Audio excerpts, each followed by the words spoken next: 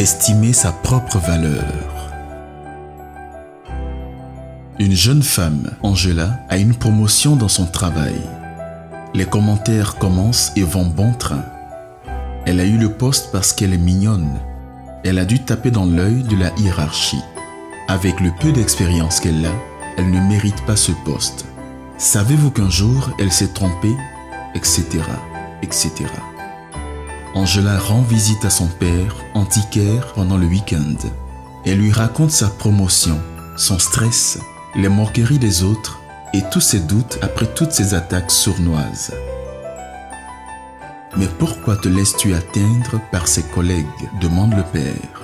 « Ils connaissent bien le travail, ils ont plus d'ancienneté que moi. Écoute ma chérie, j'ai un service à te demander et qui va te changer un peu les idées. Pourrais-tu aller au marché demain matin vendre cette théière en faïence? Je viens de la récupérer dans une vente et j'aimerais m'en débarrasser. Mets-la en vente à 50 000 francs minimum, s'il te plaît. » 50 000, ce n'est pas excessif comme prix. Écoute, compte tenu du prix auquel je l'ai payé, il me faut cela. Cela va te faire un petit exercice de vente. Le lendemain, Angela passe sa matinée à essayer de vendre la théière, mais rien à faire. Quelques personnes s'y intéressent, mais aucune ne se décide pour l'achat. Elle va raconter cela à son père qui lui dit « Maintenant, prends cette même théière et visite 5 de mes confrères de la rue du commerce. Mais cette fois-ci, demande-leur seulement ce qu'ils seraient prêts à payer, mais tu ne la vends pas. » Aussitôt dit, aussitôt fait. Le premier antiquaire lui propose 200 000 francs, d'autres plus, et l'un va même jusqu'à 600 000 francs. Angela n'en revient pas.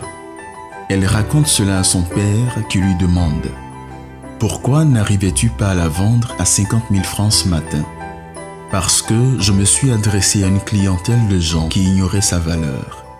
Et selon toi, pourquoi mes confrères antiquaires ont proposé autant pour la théière ?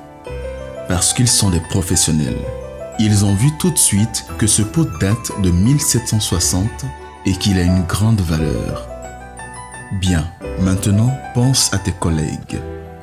Pourquoi leur confies-tu le droit de juger ta propre valeur? Sont-ils experts? Non. Vois-tu, ma chérie, ne te laisse jamais atteindre par les jugements de ceux qui ne sont pas des experts. Écoute seulement les jugements des professionnels ou des experts en nature humaine, et tu verras que ta valeur est bien plus grande que tu ne l'imagines. Ne vous laissez jamais atteindre par les jugements des autres. Votre valeur est bien plus grande que vous ne l'imaginez. C'était l'apéro Nzassa.